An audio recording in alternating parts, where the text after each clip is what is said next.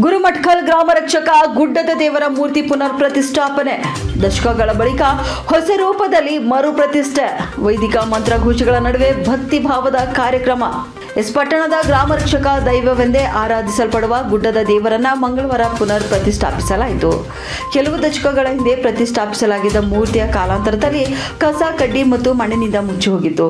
ಎಲ್ಲಾ ಬಗೆಯ ರೋಗಗಳನ್ನು ತಡೆಗಟ್ಟಿ ಕಳ್ಳರನ್ನ ಭಯಗೊಳಿಸುವಂತ ಗ್ರಾಮ ರಕ್ಷಕನಾದ ಗುಡ್ಡದ ದೇವರು ಎಲ್ಲ ಜನರ ಅಭ್ಯುದಯಕ್ಕಾಗಿ ಬಿಚ್ಚಿದ ಕತ್ತಿಯನ್ನು ಹಿಡಿದು ಗ್ರಾಮಕ್ಕೆ ಎಲ್ಲಾ ಬಗೆಯ ರಕ್ಷಣೆ ನೀಡ್ತಾನೆ ಎಂಬ ಪ್ರತೀತಿ ಜನಮಾನಸದಲ್ಲಿದೆ. ಇನ್ನು ಮನೆಗಳಲ್ಲಿ ಶುಭ ಕಾರ್ಯ ಜರುಗಿದ್ರೆ ಈ ದೇವರಿಗೆ ನೈವೇದ್ಯ ನೀಡುವಂತ ಸಂಪ್ರದಾಯವೂ ಕೂಡ ಇದೆ. ಮದುವೆಗಳು ನಡೆದರೆ ಭಾಜ ಭಜಂತಿಯೊಂದಿಗೆ ಹರಕೆ ತೀರಿಸುವ ಪದ್ಧತಿಗಳು ಕೂಡ ಇಲ್ಲಿವೆ. ಇದನ್ನು ಕಂಡ ಸಮಾಜ ಸೇವಕ ವೆಂಕಟೇಶ್ ಮುದಿರಾಜ್ ಅವರು ತಮ್ಮ ಗೆಳೆಯರ ಬಳಗದೊಂದಿಗೆ ಸಂಪರ್ಕಿಸಿ ಗುಡ್ಡದ ದೇವರ ಮೂರ್ತಿಯನ್ನ ಪುನರ್ ಪ್ರತಿಷ್ಠಾಪಿಸುವ ಸಂಕಲ್ಪವನ್ನ ಮಾಡಿದ್ದಾರೆ.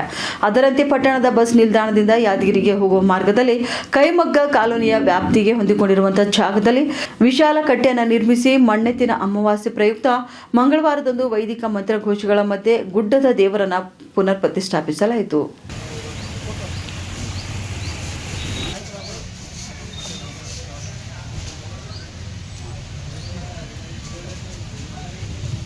ಗಂಧ ಕುಂಕುಮ ಹಚ್ಚಿರ